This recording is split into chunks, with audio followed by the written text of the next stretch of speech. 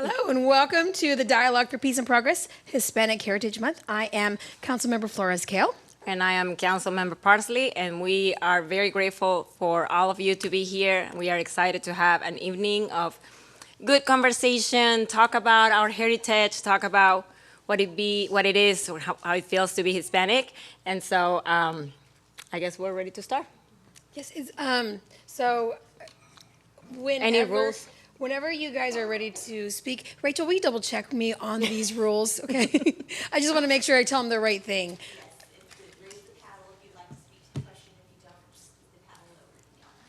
All right, you got that? If you got something to say, raise it up, and if not, just put it down. And then, what is this time limit on that? Do we have one?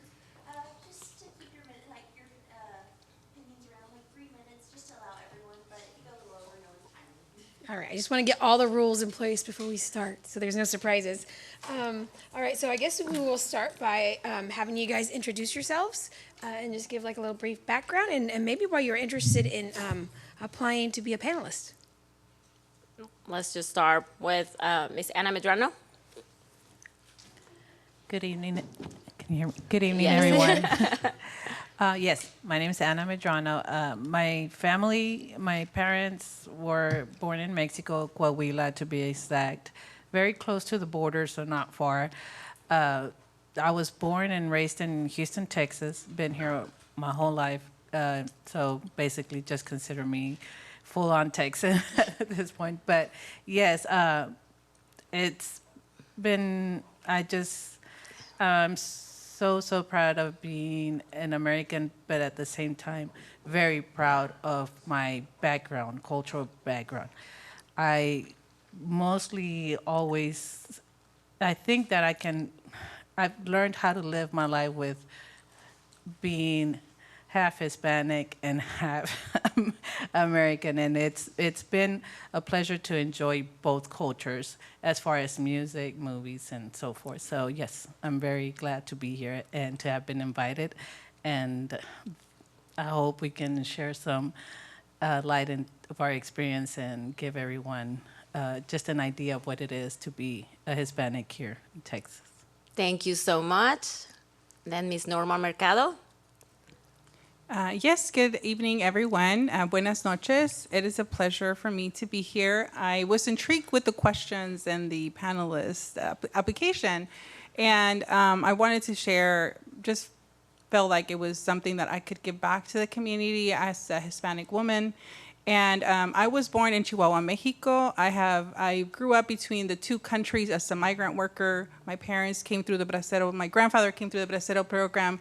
So it has been a challenge for me being both Mexican, being both American, and having the experience of navigating both countries and being a Hispanic woman. I felt it was important to share that experience and pass it on to our children. And so it's just an honor and pleasure to be here with you. Thank you. And next we have Benito. Good evening, everybody. My name is Benito Pereda, and my parents as well is from Mexico, Durango, Mexico, and I just was intrigued too, as well as becoming a panelist because of the questions, and just to give back and to learn, give out the culture that we experience here in Texas as well. I would like to mention that Benito Pereda is one of our staff members for the city of Cal. He's an amazing person. I am so blessed to have met you, so I just needed to throw that out there. If you have anything good to say about our parks, you can thank Benito and basically of our staff members. All right, Thank and you. next we have Alexandria Aguilar. Okay, hi. So I was born in San Marcos, but I grew up here in Kyle. Went to elementary, middle school, and high school here, and then I met my fiance here, and he also grew up here in Kyle. And we always talk about like getting more involved in the community, so that's why I signed up to be a panelist. Thank you. And last but not least, we have Mario Mata. Buenas tardes. Mi nombre es Mario Lopez Mata Jr., as my mom and dad call me.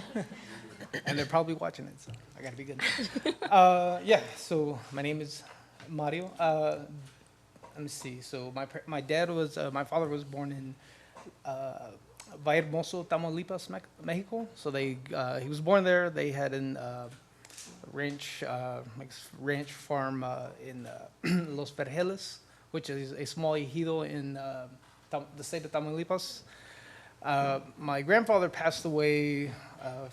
My dad was his late teens, so being he had no choice, so he crossed over. As my dad says, papers or no papers, you still cross the river. It's just a river. So my dad is now a full-blown American citizen and votes. So my mother, she is a multi-generational Texan. So being in Texas her entire life, American. She primarily speaks Spanish. So growing up, Spanish was my first language. It's real easy. You just learn as a little kid. Everybody speaks Spanish. So, anyways, so my father came to the U.S. He was a migrant worker pretty much within 2 weeks of crossing into the United States. My mother, her father served in World War II, came back from America because there were no jobs for Hispanic men. My grandfather picked cotton. Fast forward to the late 60s, early 70s, my mother and father met. They found love picking tomatoes in the Devil's Garden outside of Immokalee, Florida. So we've been, they've raised 6 children. We all work the fields. There's nothing's free in this world. We learned that very young. So my parents were migrant workers. We worked the fields. And we're now here, so let me see. So it's an honor. So thank you to the councilwomen for allowing me to be on the panel, and look forward to participating. All right, well, thank you. Thank you. All for that, for your background. Before we get started, though, I do, if it's possible, Rachel, just to explain what a Mentimeter question is, so we can be prepared when we have our first one. So we have 2 Mentimeter questions, and those questions will actually be for our audience members. If you have a phone, there will be a code that comes up on the screen at that time. Essentially, your answers will pop up on that screen after you submit them via the code, and afterwards we'll have our panelists reflect on some of y'all's answers. They will be a part of it. Anyone can join, whether you're watching us on live or if you're in the audience here today. So we'd love to have all of our audience members, virtual and in person, help us with those Mentimeters. That's right. So everybody watching at home, visit menti.com, and then you're going to use code 76110713. All right. So I'm going to have Councilmember Parsley start us off. Thank you. All right. So here will be our first question. What are some of the big cultural differences that you deal with or you have dealt with as a Hispanic person? Are there any customs or traditions that you have had to adjust, foods, events? This question came to mind as being Hispanic, when you visit family, you stay for a long time until you basically have to kick somebody out. And so I was telling my husband, he's like, why does sister stay here for so long? And I'm like, because we're Hispanic, we're used to that. It's like, after 3 days, she gotta go. So what are some of the big cultural things that you can share with us?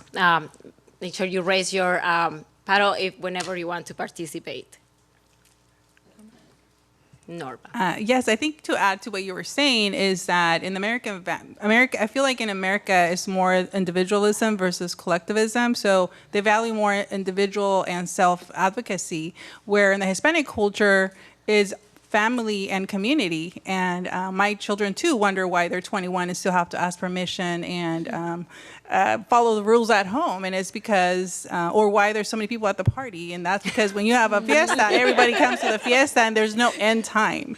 And that was a difference, especially with children comparing when they would go to their friend's house. And it was surprising to me because it was like, oh, just drop your child between 6 and 8. And I thought that was so weird. I'm like, wait, like I can't just drop my child. It's just different. You just learn, it feels different. Some of the holiday events has been, for example, we always celebrate Dia de los Reyes, or the kings. And so here is more about, sometimes I feel it's more of the gift versus the significance for us in our traditions and Navidad and baby Jesus and all that comes for the tradition. So normally for those holidays, we actually like to leave to Mexico because we really miss the fiestas, we miss the piñatas, we miss that type of holiday. And so we try to adjust. And then when we're here, we celebrate Thanksgiving and we understand and we participate and engage. Thank you so much, Norma. Anybody else? Mario. Yeah, I'll follow up. Yeah, one of the cultural differences, I mean, I was born and raised in the U.S., so would go visit family. But like during Christmas, you know, it was Christmas Eve. You'd go to, not because you wanted to, you were forced to go to church. And the only incentive was if you went to church and you made it the whole time, you would open presents. So it just became your cultural thing. So I guess in America, or American culture, is Christmas is December 25th. December 25th for Hispanics is just, it's a day after, you know, it's a day after Christmas. It's just, you know, it wasn't a big thing. So being married now, you know, Christmas is a big thing. So, you know, you do the 24th and then you do the Christmas. So it's almost like two Christmases. I guess the previous mentioned Thanksgiving. Yeah, in the Hispanic culture, Thanksgiving is just, you know, there's nothing to it. You know, it's like, why do it? But being born in America, my parents just do it just because everybody does it. So there's really no significance there. But, you know, I guess you just have to acclimate to the culture that you live in. So. More things to celebrate, right? I guess, yeah. Like, we need a reason to party. Well, yeah, and then, yeah, but there's, you know, it could be a small party, whether it's a birthday party, quinceañera. I mean, there's a lot of people, and everybody's there, and there's no set time.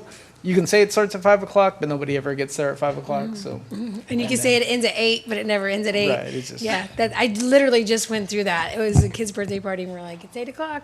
And some people did come pick them up, and I was like, wow, that's efficient. Okay, we were up till like midnight. All right, so anybody else want to speak up? Anybody? Okay, because if not, we can move on to our next panel question. As Hispanic people, we often hear conversations about what really makes you a Hispanic person. Is it that you speak Spanish? Is it the color of your skin? Is it your background? Some even say marrying someone that is not Hispanic makes you less Hispanic. What are your thoughts regarding these sorts of categorizations on mixed couples? Is anybody married to somebody from a different? Yes. Can you get your microphone a little closer? Okay, sorry. Awesome, thank you. I speak very loud, so. ¿Me escuchan? Yes, Ah, perfecto. bueno. All right. Yeah, Barry, yeah, my wife here, Stephanie, we met in college. We married, so I was on my side, or on my family side, I was the first to marry outside of, I guess, the culture, you know. So that was it was interesting, and then the same for my wife. So it was definitely there's cultural differences there. When I told my dad about it, the first thing he said, he's like, "Is her family okay?" Like, I was like, "Well, yeah, Dad. I met with their parents. You know, everything's legit. You know, it's good." And he's like, "No." He's like, "Are they okay with you being Hispanic?" I was like, yeah. I was like, I don't care. I was like, you know, we love each other. It's you know, there's no you know, it doesn't matter. Somebody loves somebody, whether doesn't matter religion, your culture, your sexuality, whatever. It's just, if you love each other, go for it. So, I mean, yeah, so that's the thing. And I've had some family say, well, just because you married a white person or a white girl, you think you're better. And it's even worse, going to college, being educated, and then marrying a white girl. It becomes a whole thing. It's like, you know, so it's like, you don't forget where you're from, but it's just, you're trying to, you know, it's just, you don't, I mean, it's a whole thing. And I think that's one of the problems facing the Hispanic culture. Like, I guess being Mexican American, that's one of the biggest thing. It's just like, we try to better ourselves, but we always have that negativity and judgment that kind of holds us down. And that kind of, you know, it's like, come on, we're trying to better ourselves, but, you know. I feel you on 37 different levels. Okay, because I remember moving to Houston and someone said, well, you sound white. And I was like, well, do I sound educated? Because there's a difference, right? Like, to me, it's like if being cultural, being Hispanic, what does that mean, right? Like, do I have to show a card? Do I have to like be able to cook certain foods? Like, I don't understand what qualifies me as being Hispanic because in my blood is, my mother and my father who are Hispanic as well. So it's kind of frustrating. Go ahead, Nora. Yeah, I have to agree with that too. For me, Hispanic is the countries with us that speak Spanish, that the Spanish is the language of origin, and it's bigger than just, but people sometimes assimilate, oh, you're from Mexico. Everybody who's Hispanic somehow Yes. is from Mexico, but it's bigger than that. It includes so much more, many countries that speak Spanish. And I think that is the greatest criticism is, how can you look Hispanic and not speak Spanish, And so that sometimes is kind of, especially with our children, growing up, they do that no sabo. They just did a segment on that. They're the no sabo children, right? They kind of have these mixture, and that's more of the criticism is like, how can you not teach your children Spanish? I was going to add, I don't think that just because you marry someone of another race or ethnicity, you stop being Hispanic. It has nothing to do, your relationship with the other person does not impact or affect what your origins are, where you come from. Just think about how much more culturally rich your kids are going to be because they have so much from both sides of like, I think we both are married to white people, right? And so when I feel like my house is just a whole cultural place, like when we were talking about Christmas, right? I celebrate on the 24th and then you dress up and then the 25th, you basically wake up to eat leftovers late. And so now we have the 24th and the 25th. So on the 24th, El Niño Jesús te trae los regalos. And then the next day will be Santa Claus. So I know my kids believed in all kinds of weird stuff when they were growing up. But so would love to hear from Benito. Tell us something. He had it up. So my experience is totally opposite from these two answers. We grew up in predominantly Hispanic and African American communities out in Houston, and most of my families are married to African Americans. And I feel the opposite. I felt like when we were married to their family, they come to ours and learn more of our cultures and embrace ours and want to be more part of ours because theirs is a bit different, growing up, and so they love the family aspect of ours. So, like I said, I never really experienced that. So it was kind of hard when I read that question. It has been said about possibly the two of us. So when we discussed it, we said, okay, let's just ask, panelists, what have you ever felt like it will make us less Hispanic if we don't marry our own And race? like I said, totally opposite. They feel more Hispanic than us after they've been around us longer. All right, do we want to do the Mentimeter question? Are we ready for that? All right, get your phones out. Let's get ready. Why is it important to recognize Hispanic Heritage Month? So if you want to put in your responses and we can read a few of them out loud. The question again is, why is it important to recognize Hispanic Heritage Month? And if any of you would like to share in the meantime. So I will read, I'll read some of these as they're coming in, and then you guys can respond to if you like. Go ahead, Norma. No.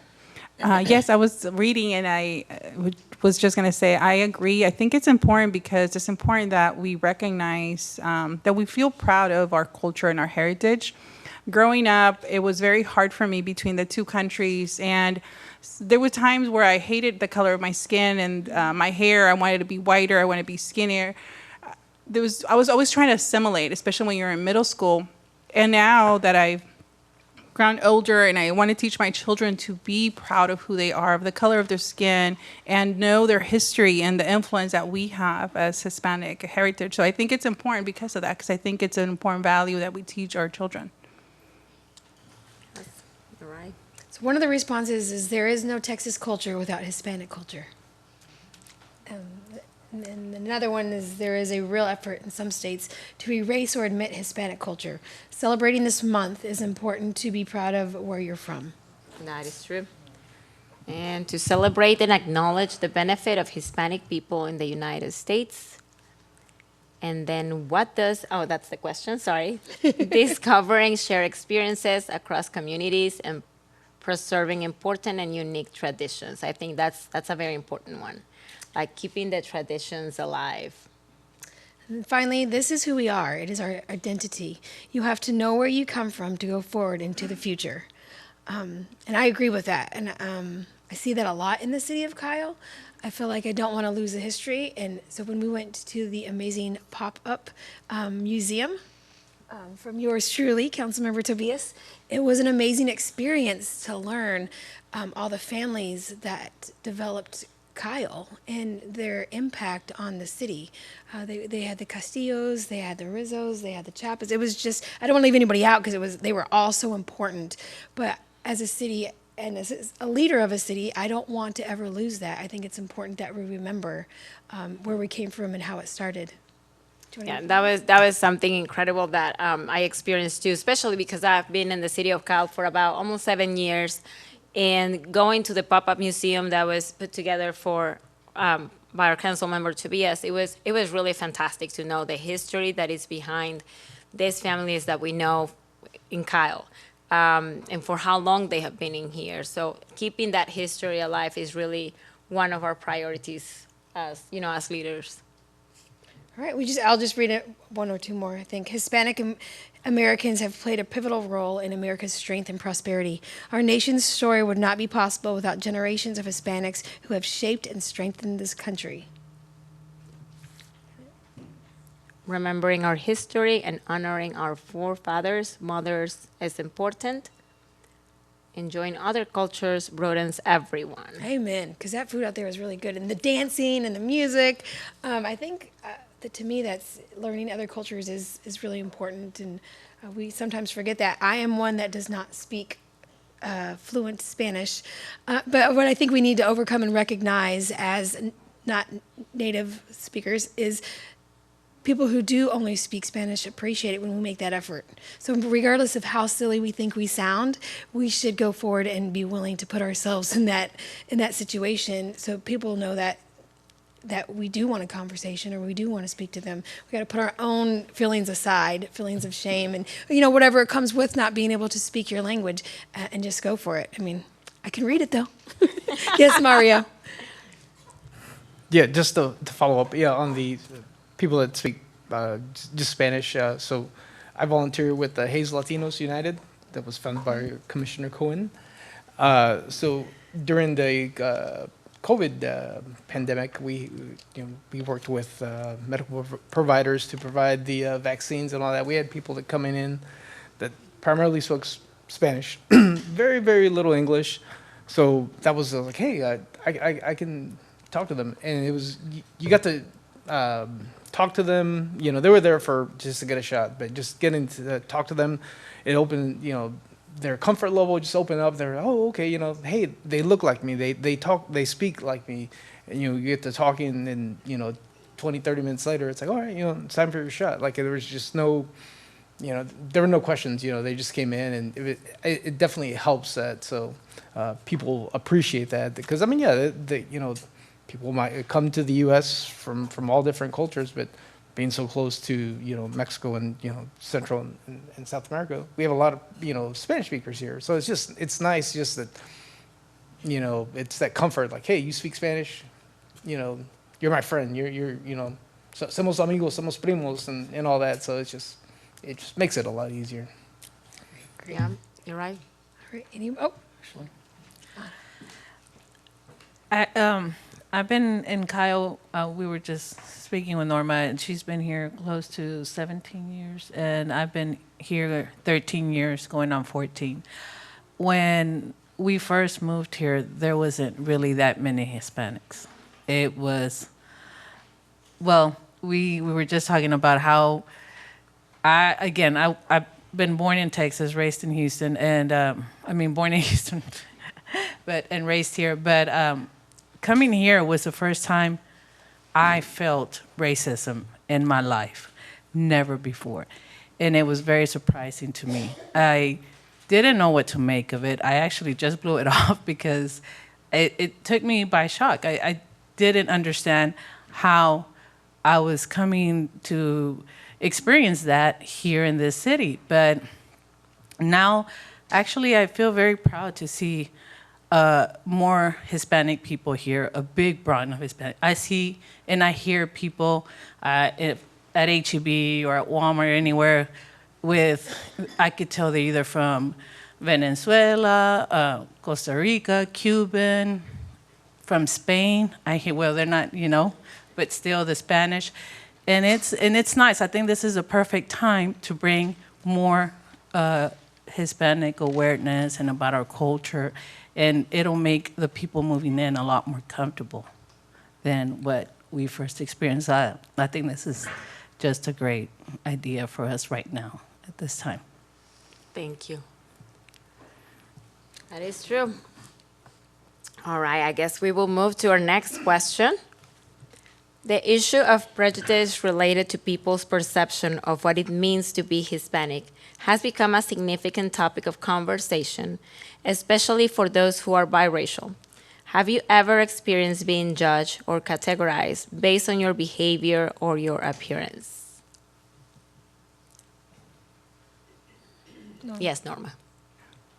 All the time. I have experienced that growing up between the two countries. And I was taken as well, like she was mentioning, I had experienced this in California in the migrant fields, but I knew it was just part of, your more of like, I was kind of thought more it was due because of the job that we were doing.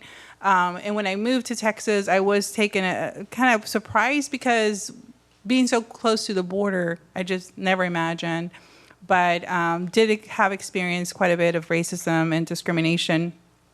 And I remember my son in middle school when we moved here, and he came home asking me what was a wetback.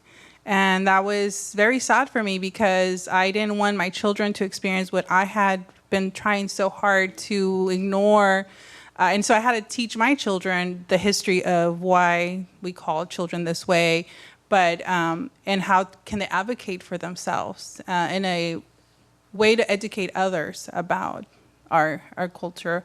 But I have seen a lot of progress. I see more diversity in our schools, more inclusion, more acceptance, and so I'm happy to see the direction that the city's going. I am proud to be from Kyle, and all my children are here, and I've seen the growth. I've seen the events now being more inclusive, more diverse, and that just makes me happy because I want to be in a place where I feel accepted. And so I feel like sometimes we as Hispanic have to work even harder to be accepted. Every time something bad happens, like a shooting, I'm always like, please don't let it be a Hispanic person because somehow it's going to impact my children, myself. And so it's this constant trying to prove yourself that you are good enough. And but for somehow when something happens, we're all put in the same pot. Oh, great. It's those Mexican or that particular ethnic group, and I feel like we have to start all over. I'm going to agree with that. I remember, I think I was speaking to you at one time, there was a shooting, and I thought, oh, please let it not be Hispanic. Please let it not be Hispanic. Because of the same thing, it's like we get all piled in the same pot, and there is going to be good people and bad people everywhere. Every color, from every race, in every space. So I do feel like the city of Kyle has welcomed me since we came here with open arms.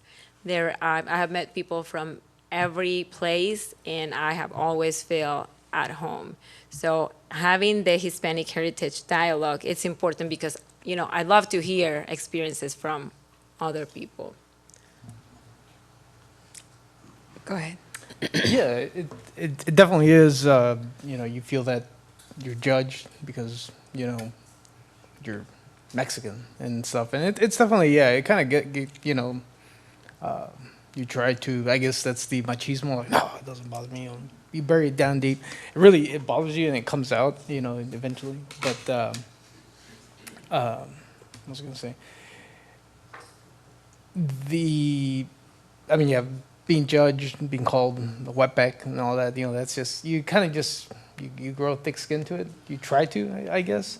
but one of the, I guess, one of the main points. So I had just graduated high school. I was at I guess a party. One of the teachers, one of my high school teachers, white guy, he asked me, he's like, "Mario, you going to college?" I was like, "Yeah." I was like, I'm going to Southwest." He's like, "Oh, okay." He's like, "Are you gonna make it?" I was like, "Yeah." I was like, he's like, "Oh, I don't know." He's like, "You Mexicans just go for a little bit and y'all do anything, y'all just do it."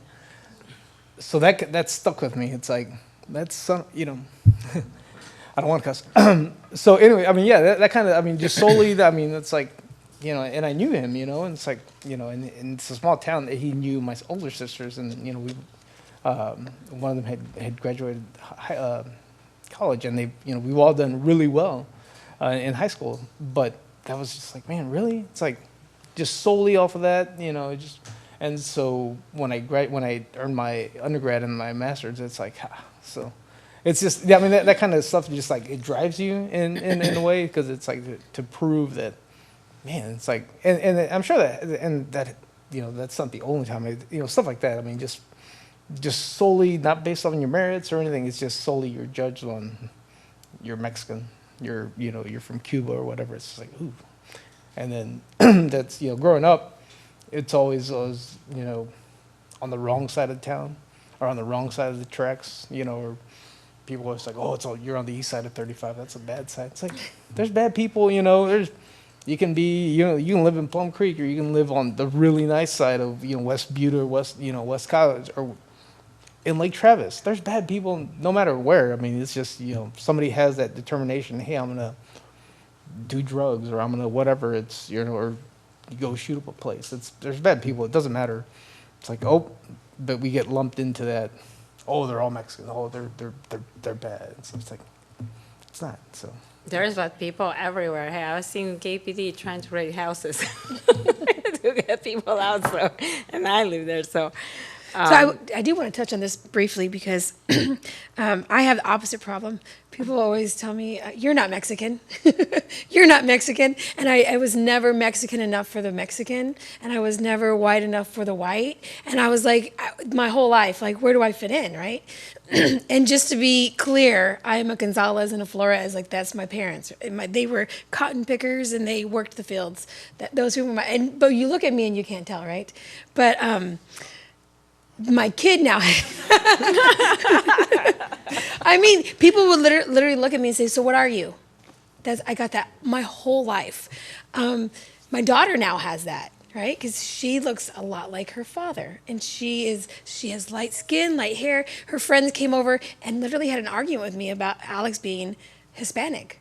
I was like, half my blood flows through my daughter. She's Hispanic. Alex, you don't have to prove anything to them.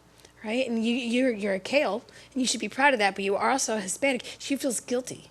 She has a sense of guilt because that's what she is, but she doesn't look it enough, or she doesn't do it enough. You know what I mean? And that's kind of what brought this question on, is like, how do we let our kids, or the people like me, that don't exactly fit into each category, but either by the way that we look, and don't make a mistake. I can make a mean tortilla. I can flip it without a fork, and and I have that skill. But more importantly, like, I feel like I remember the traditions. I remember going to my grandma's house, and she cleaned houses, and my grandparents worked on the farms. My grandfather passed away working in the fields, face down. Like, this was our heritage. My grandfather came from Mexico. I am second generation. So to say you're not is kind of the opposite. It hurts the same way, right? Because you just want to fit in, and you don't want to be judged, and to not really know where you are. Or that's a hard place too. So I was worried. I was wondering if your kids ever have to. Do you have kids? I just assumed. But yes. Do they look Hispanic? Yeah, my daughter, yeah, she's I guess kind of the same skin complexion as myself. My son, a little bit more white, kind of, it gets there. So, in the summertime, she just, she doesn't. We don't have to worry about her peeling or anything. She just gets dark, just like me, So, I mean, but the part of it you mentioned about, not speaking Spanish, or yeah, not speaking Spanish. I mean, that's kind of, people come to the U.S., I mean, you grow up and either your parents speak it, that's fine. And then as generations go, it's kind of lost, at times. But it's also, like my mother was born in the U.S. They're, all of her father, her grandfather, they all served in the Army. They were proud Americans, but they spoke Spanish. In school, they weren't allowed to speak Spanish because, what does America do best? Like, no, you can't. You got to speak English. You got to speak English. And they were, and she was going to the West Side Elementary because there was segregation, so they weren't allowed to speak Spanish. But that's all she knew. I mean, that's she speaks Spanish to this day. But even being a full-blown American citizen, couldn't speak Spanish. So as generations moved on, some people can't speak Spanish. And it's not just, your parents didn't teach you. And that's kind of the cultural is like, they're not real, Mexicans, they don't speak Spanish. And that is hard because it's not their fault. It's like, it's either because of the school system, or whatever. I mean, but it's just, and then, you're trying to fit in. Am I Mexican? Am I, Cuban or whatever? But I live in America. I don't look like them. I want to fit in. I mean, it's a very complicated, especially, as a kid. I mean. Right. Okay, so do we? I know Norma raised her paddle. Yeah, I was just going to add, I think that is actually the problem because of our biases. We want to put the Hispanic into this particular look, but Hispanics can be of any race, any color, any ethnicity. I have friends who are from Colombia who are black. I have friends in Guadalajara who are more white than some people here. So it doesn't matter, but that's the problem, that they want. The Hispanic is not a particular, just one particular look, but that's kind of what happens is that somehow you have to have a Hispanic look. Well, there's no such thing. We look different. I have a son that is like very light skinned, has blue eyes, and he had really blonde hair when he was a baby. And I went to the park one day, and they asked me if I was babysitting. Oh. And I said, oh, no. He came out of me as my child. So, yes, and you see him today. He was telling me, Mom, we just got a new student in the school, and then the student only speaks Spanish, and there he was, my blonde-haired, blue-eyed boy, translating for her. So he speaks more Spanish than a lot of, people who look like they are Hispanic. So it's an interesting thing, but, yeah, it is the bias. We deal with that. So I appreciate you guys sharing this. All right, so we're going to move on to number 4. Numerous schools with a high percentage of minority, low-income students face challenges when it comes to parental involvement. What strategies do you believe schools can employ to engage parents who may lack identification cards or are hesitant to participate in their children's education due to fears of deportation? Alexandria. So when I read this question, I'm not going to lie, it kind of rubbed me the wrong way because I feel like it's trying to address too many things at one time. So first, it's talking about low-income families. And so if you're thinking about a low-income family, it's either both parents are working full-time and there's not anybody to go, to either, the parent-teacher conferences or the back-to-school nights. Or it's either one parent works full-time and then somebody's a homemaker, but also if they have other children, do they have childcare? Do they have transportation? So it's not that they don't want to be involved, it's just they have all these roadblocks of being involvement. But then also, on top of that, I feel because growing up, my mom was very involved. My mom's here, I love you, Mom.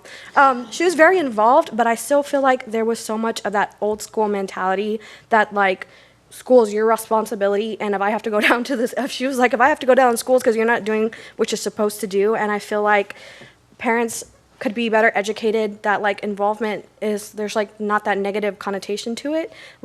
Involvement is also support and not just the discipline aspect, and if more parents were aware that, the more parental involvement and support that your kids have, the better successful they would be. They would, if you know better, you're going to do better. And if we educated them better about that, it's not just about being there to, get on their butts about, doing what they're supposed to do, but also to be there so they know that you're supporting them. That's one thing. But then also to address, the last thing in this question about, what schools can do about undocumented families, I feel like the issue with that is that all it takes is one person to make everybody else feel unsafe. So to me, it's not enough for schools to say, oh, this is a safe space. Like, your words are not enough. Your actions have to back that. And I don't necessarily know if that's a fight that schools want to get into, because you can say all day long, like, oh, we're a safe space, but what are you doing to, like, prove to these families that they're a safe space for them to go at, for them to show up at, for them to be at? Because not only do you have to say, like, oh, we're a safe space, but you gotta prove it, and you have to be able to say, like, we're not going to condone any behavior or any other people that make our undocumented families feel unsafe. Yes. I was just going to add to what you're saying. I have worked in schools for the past 24 years, so I'm very knowledgeable about parent engagement in schools. And I think now, with the added security of every school having to have a police officer, that's adding another, concern for parents of being deported. And I think it's more just lack of education to the parents of why these things are being enforced. If a parent doesn't have an ID, there is a way to be able to come to the school. The concern is more on the background of the person, because we want our children to be safe, and we need to make sure that the people that are coming to the schools is someone that is safe to be around children. So I think there is ways that those systems have to be in place so that we don't just turn parents away. But I've also seen a difference of kind of what she was saying is engagement and defining engagement. Just because I don't go to my kid's school during the day does not make me a parent not engaged. I make sure my child is in school every day. I check their homework. I communicate with those teachers. That is engagement. And so it's just defining, and if I'm at the school, what do you want me to do? Copies? Or I understand teachers need help, and if I could help, I would, but I have to work. And so that's also a challenge, and it doesn't mean that I'm a bad parent. Because I make sure my child is passing their grades, and if that teacher reaches out to me, I will be there for that teacher, that whatever they need. There was something else that was good. So something that they could do is more like education about what can parents do to engage with their children, like more education on that, and making the events, again, culturally relevant. If you're going to celebrate a holiday, include all holidays so that every parent, that your population of students is inclusive of everybody in that school. No, that's a great idea, honestly, because I think more and more that schools are going away from Christmas and it's winter break, or it's fall break, it's not Halloween. It's like these ideas, and so the fact that they probably won't be too inclusive of cultural holidays, I think, is a downer, because we are. Kyle is 52% Hispanic population, and I live on 150, and so I'm right by Simon and Hemphill, and those schools have a large Hispanic population, and they also have a large population of parents that fear going to the schools for whatever reason, right? So I think it's important to start at home. How do we make them feel comfortable? I think, Alexandria, you had a great point. Like, how do we know this is a safe space, right? The last place you want to get arrested or to have trouble is in your child's school. And so I think that's really important too, is to make somebody feel safe. And so that was kind of the question, like, how do we do that? How do we make people feel like they can come to the school even if they don't have an ID, or even if, because really school's not about, it shouldn't be political, right? School should be about making your kids smarter and making them prepared for life. And that should be at all costs. So people should be able to engage with their kids. Okay. You're good. All right, are we ready to move on? Do you have any other comments? One of the things that I appreciate at the place that I'm currently working in, it is the inclusivity to this. We have kids from like all races, and we really make a huge effort to make them feel welcome. I think it is important making sure that there is education, no matter their race, no matter their color, that we have open arms for all of them. I don't know what else, what could we do to make it better for all the children to learn to not know that there is any difference. I grew up in a country that has, like you were mentioning, all kinds of colors. I had friends that look like me. I have friends that have darker skin. I have friends that have lighter skin. We have a lot of Asian people, so it was a huge variety, and I am blessed to not have known any difference as I was growing up. So again, since I moved to the United States, I haven't, but maybe one time in my life, and I feel blessed for that, ever feel rejected or feel any sort of racist behavior towards us. So I don't know if you would like to, anybody would like to share anything else? Before we move on. All right. All right, we have our last Mentimeter question. So the question is going to be, what makes you the most proud about your Hispanic heritage? So if you want to log on at home to menti.com, use code 76110713. You can engage with us that way. And for the panelists, I'll ask you guys, what makes you the most proud about your Hispanic heritage? Wow. And if you guys would like to share, please. Okay. For me, it's going to be just my culture and my family. That makes me the most proud.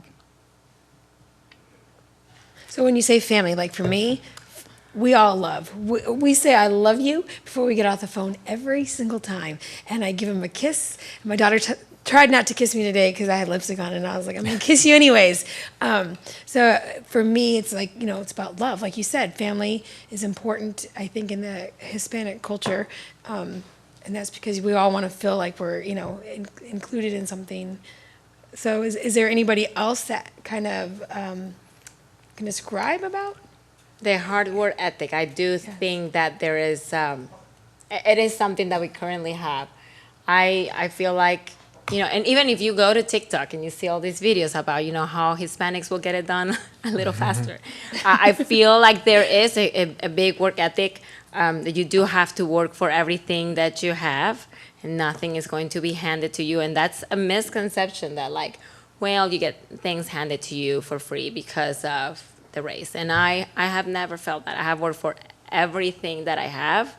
I had to study hard, get a degree, and that's one of the things that I appreciate the most, is that my parents said, you do not leave this house until you have graduated.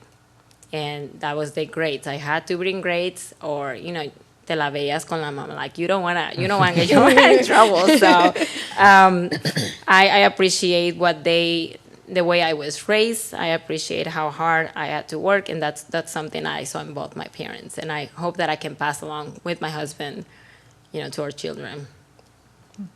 Did you want to say something, Mario? Yeah. I was gonna say, of the stereotypes, that is one of that fits definitely for Hispanics. Definitely you work hard. Like, because you show up. There's nobody there. So my dad came. He had no relatives. He didn't know anybody, and he didn't speak the language. And you just, you can just sit around or whatever. But he just got after it. Knew some people, or I guess became friends with some people on this side of the river, and here we are. That's definitely that.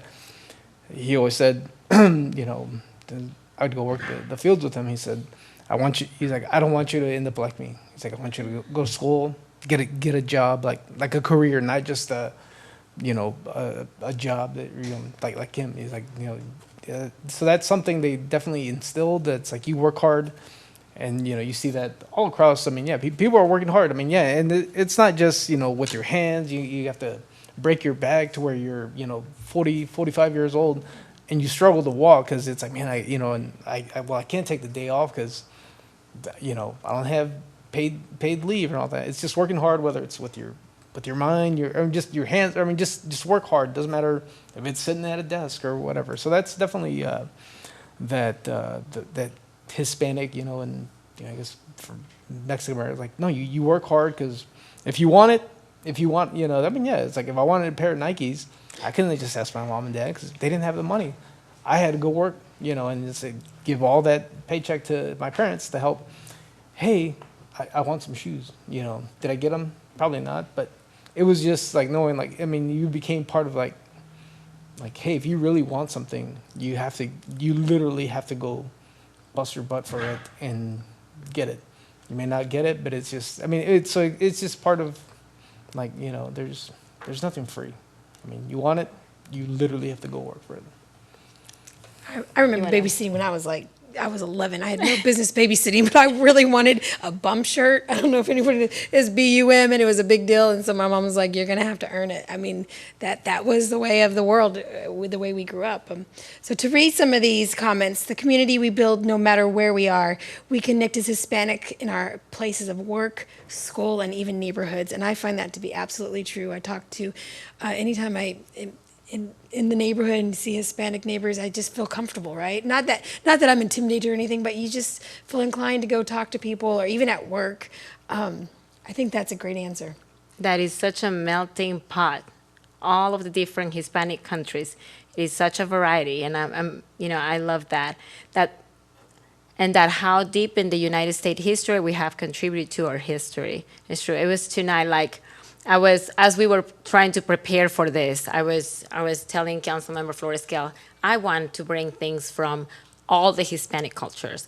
And if it were up to me, I will have Brazilian dancers, and I will have Peruvian ceviche, and I will have, I wanted to get like Venezuelan dances because I can't dance myself, but we are a melting pot, and I love that. You are just becoming more culturally rich. That's how I see it. Another one is a greater prioritization of community over individual self. And I think that's almost to a fault. As a Hispanic, and my mom, you tend to, I see it, we put others before ourselves many times. Usually it's our family. Yes. And if you have kids, it's usually your kids. But I think we tend to think collectively over like a society and our cities, and we tend to be servants and leaders in that aspect. We also tend to be, I'm a great follower. I'm admin staff at work. You tell me what to do and you give me direction and I'll do it. So I think that comes from the fact that I do like to put other people over myself. I always give great gifts. I don't expect great gifts, but I always give them because I make other people a priority. So I know we don't have this, but I would love to hear from you on how do you think that we as leaders can help to encourage more Hispanics to join events? What can we do to continue the legacy that we have? What can we do to make it more inclusive for everyone? Benito. A little bit more like community outreach, engagement. At our special events, we can have some more booths, and like Mr. Councilmember Tobias, I think that was beautiful at the at that event, having some more history and just getting the people to know that, here we are and what we can offer. Thank you so much. Yes, that's a great. Yes, Norma. Yes, I was going to add to that. It's just making sure that the events are publicized in the different ways that we get our communications. This happens during elections. It comes out on every channel, and I watch Univision, and so it's kind of like I wish everything was that way, treated that way, than just election day. That every event is just publicized the same way, so that everybody can hear and know what's happening in Cayo. Thank you. Specifically, though, what kind of advertising do you think we could have? Well, like we know where just flyers in different areas that we know there's so many Poco Locos now. Put them out there. They're all over the place. HEB, put those receipts behind the HEB, like the things because people, I don't, now with internet, I really don't have like the local channels anymore. I just Netflix and whatever news. And I happen to come up through this event because following the Facebook, but I normally don't get my information from Facebook. It's more from email. So if I would have gone an email, an event, so just making sure using every avenue and knowing we know where we Hispanics go shopping. So making sure that the events are publicized there too. That is a great idea because we were talking about grocery stores not long ago when we were at council meeting and about like where do you go when you have to buy groceries, and I'm gonna go to Poco Loco to get meat. So it doesn't matter how many miles I have to drive, but that's where I'd like to go and get my meat. So yes, that's a great suggestion. Thank you. All right. Alexandria, Anna, any suggestions? Mario Yeah, I race. was gonna say, yeah. I mean, yeah, you see it during the election season, and there's, it's like, it's almost like we got to get the Hispanic vote or the African American vote, or just, I mean, yeah, it's like, but the city, it's like, I mean, yeah, we do have months and days dedicated to different cultures, but I was like, I think it should be year round, and have more events. I mean, yeah, and publicized just about everywhere, and in Spanish and English, too. Because I mean, yeah, there's people that, I mean, yeah, we do a lot of public notices, but some, it's like, well, we don't have enough people show up. It's like, well, if they're just in English, they don't know how to read. It's like you have to meet their needs too. To, it's like, hey, yeah, I know that costs a lot of money and takes a lot of time, but if you can get 5 people to show up, hey, you're doing your job. So, yeah, having more events like, where people tend to gather, like, hey, they're having a fiesta. And it's not just on big holidays, but it's like, hey, I know so-and-so, they're going. I mean, people tend to flock, with other people that they're comfortable with. It's like at the Pie in the Sky or the previous one, the Kyle Fest. They had a Friday night was, kind of for, I guess, Americans. And then on Saturday night was the Tejano. And you have a lot of people. But, I mean, you still have a mixed race or mixed group of people coming in, but you have majority of one people or one culture. And it's a really good thing because it's, people tend to flock to that safety in numbers. Yeah, I think the outreach is really good. I think that also having communication in Spanish, that is something that as much as I can, I do that on my council page. I try to make my videos in English and Spanish. It does take time, but I feel like if I can at least reach one person who can understand it, then it was worth it. If we can spread the voice, but I think that Poco Loca idea is great. Yes. And I do want to mention the fact that because Councilmember Parsley put it on the agenda, the city has a translator on the website. And so that was something that was so simple that was overlooked for so long. And she came and it was very matter of fact, like, why are we not doing this? And we're like, yeah, why are we not doing that? And so, having leadership that is willing to recognize that and support it, I think is really important as well. Yeah, if just looking at the demographics for the city of Kyle, before I was elected, I used to work for Wells Fargo, and I was a Spanish banker. And that's when I realized the large population of Hispanics that we have for the city of Kyle. And it's because I had a line of people that will make appointments because they only spoke Spanish. So it made me feel like, okay, if I remember all my customers had struggle with communication, we need to, as a group, we need to do something more as leaders. So, well, I don't know if you guys would like to share anything additional. We are so incredibly grateful for you guys coming and enjoying the evening with us and sharing your thoughts and your concerns. If there is anything else that you would like to share, we're happy to hear. Okay. Just want to say thank you for the opportunity. Thank you for so much. Thank you guys for thank you taking guys, the time yes. and for joining us. I think it was a lovely evening with the tango and the mariachis that gave me goosebumps. It was beautiful. And thank you for your time. I mean, it's Friday.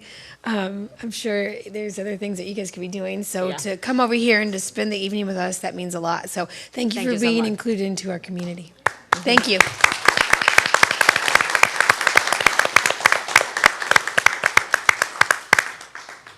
And we want to thank everybody online as well. Thank you for joining us. Thank you to the audience. Thank you to Thank our you, Rachel. staff. Yes, I'm sure they've had a long day. And so hopefully we'll see you again next year. Yes. Thank you.